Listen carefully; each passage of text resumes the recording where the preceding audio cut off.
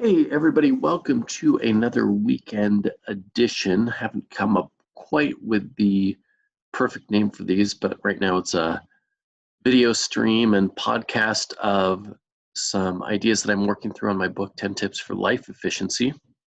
So I want to welcome you here. The whole point of creating this series was to give you an easy button in life, basically to teach you some tricks, or I guess they're popularly called hacks now, that I've learned over the years to get more done in less time, less effort.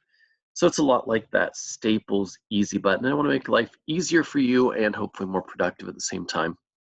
In case you don't know me, I'm a commercial real estate agent. I deal in property management and sales and leasing. I do motivational speaking on the side and every morning as a trainer for the Morning Hero, and I'm also a husband and dad. I want to welcome all the weekend heroes. If you want to catch this live and you're not on the live version right now, I record these every Saturday at 6 a.m. and you can get the link for this Zoom meeting from wherever you saw this video. If you don't have the link, just email me or reach out to me on social media. So as far as husband, dad, this is my awesome family and I'm super blessed to have them. This week, I wanted to go over one that we practiced a couple months ago with the group that I lead every morning at 6 a.m., and that's taking a smoke break. So, uh, a little bit of background behind this. I've been giving this exact talk for, I think, over a decade now. And when I first started giving it up, it was up in LA, and I would give this talk to Rotary clubs. And I remember specifically one Rotary club, the Rotary Club of Northeast LA. Shout out to you guys. If anyone finds this video, that would be amazing.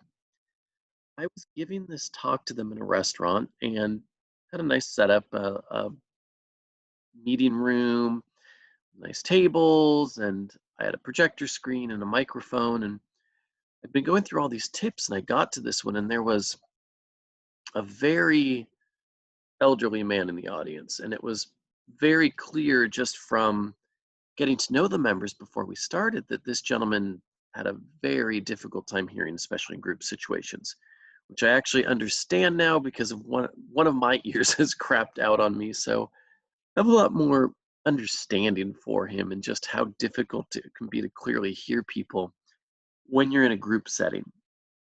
So I introduced myself to everybody, sat down, went through the meeting. It was my turn to talk, and I was giving my talk, and I got to this slide, and this very small old man who had been very quiet the whole time because he couldn't really hear or understand very well, took one look at this slide and said, and I'm going to use the real language here, "Why, you son of a bitch, I ought to take a swing at you."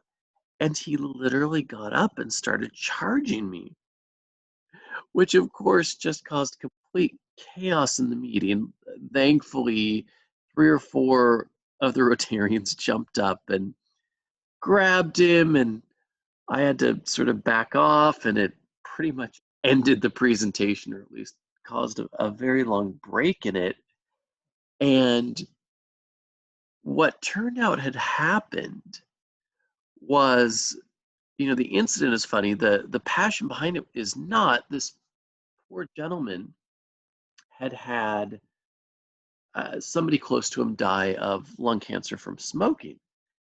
And so he thought that I was literally telling people to go smoke. So today we're going to talk about smoke breaks, but I want to urge you to think about what is the operative word in here. And of course, it's this word over here, it's break.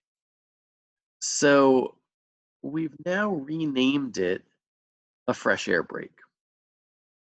But the idea behind it comes from the smoke break. So I want to give you the idea behind it. I think you'll connect to it very quickly, and then talk to you about the benefits of doing it, not smoking, and then a really, really easy way to implement it that's going to make you more productive, give you more free time, make you probably happier in life. It's had really, really good effects on all the groups that I've tried it with. So, number one, here's the background. I, many, many years ago, back in 2000 aughts, worked as a Starbucks manager. If any of you have been managers or even been around smokers, you know one thing about smokers. They do not miss their breaks, not for anything. When I was managing the Starbucks, the smokers that I had, even though their breaks were on a clock, I kept literally timers on my apron to remind me when to give people breaks. As soon as it got near time for their break, they would be constantly reminding me, hey, Rick, my break's in 10 minutes. Hey, Rick, my break's in 5 minutes. Hey, Rick, my break's in 2 minutes. It's like, I know, I get it, I've got you. But these people, I actually have some admiration for them because they do not miss their breaks. Now, I don't want to call anyone out who's a smoker. That's a personal decision. But strangely enough, I have some admiration because I found out that those of us who don't smoke don't take breaks, or we don't take breaks like we should. I know for me at my office, it's very easy to say, oh, yeah, I should take a morning break. And then all of a sudden it's 1 o'clock, right? I'm sure this has happened to you. This happens to me all the time. Because I don't smoke, I don't have that biological imperative telling me, hey, whatever you're doing, put it down. So here is the idea. Oops, wrong way. Here's the idea with the fresh air breaks.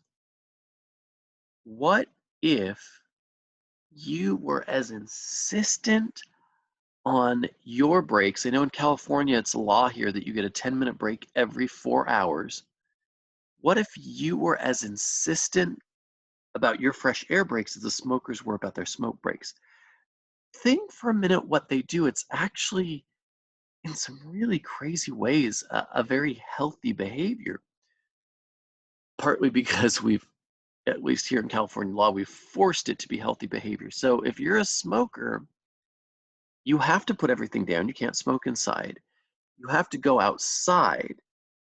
You now have to go away from the door. So you have to go out on a walk or out in the parking lot or some other place.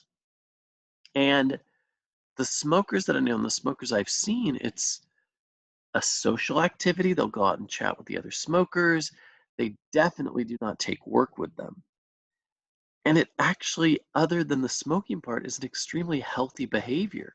They stick to the time, they take the entire break, they take it on time, they go outside, they drop what they're doing. So many good habits.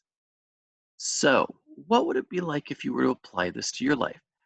Statistically, the numbers show, and I need to get some citations on here for you, but I'll do that another time.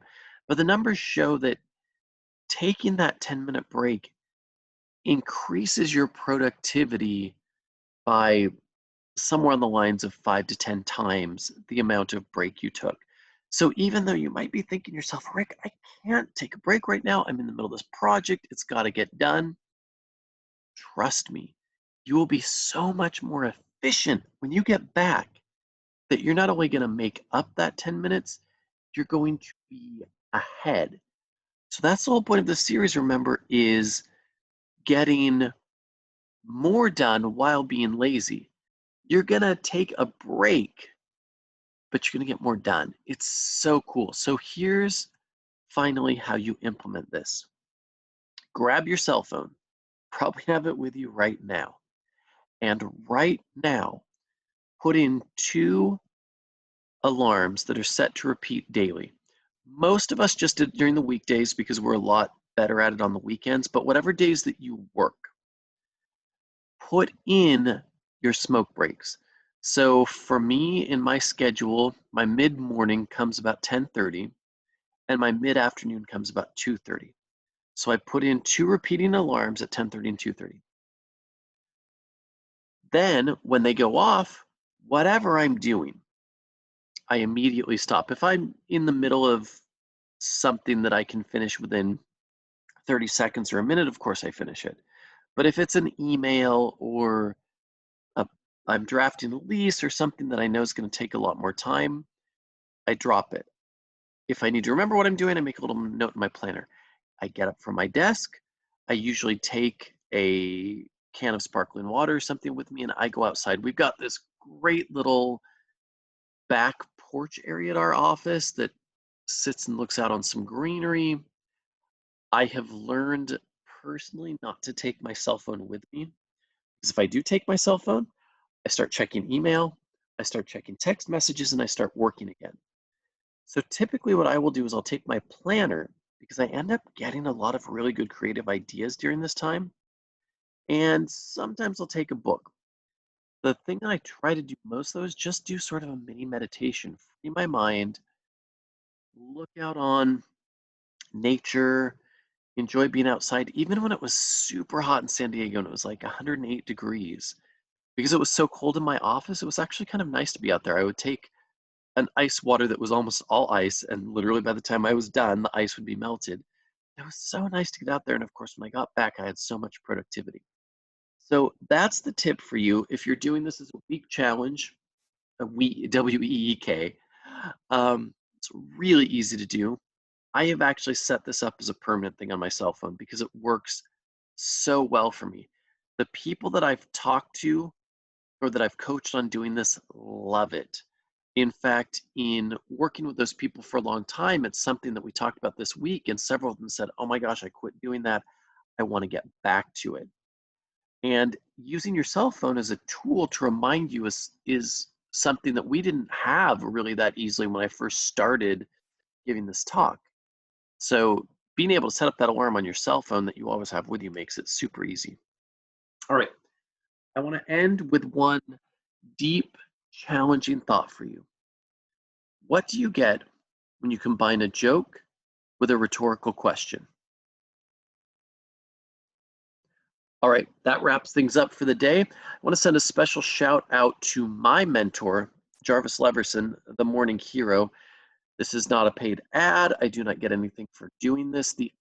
I actually made this slide. The only reason I put this up is the Morning Hero program is what took me from being about to get fired at my workplace to being one of the top performers.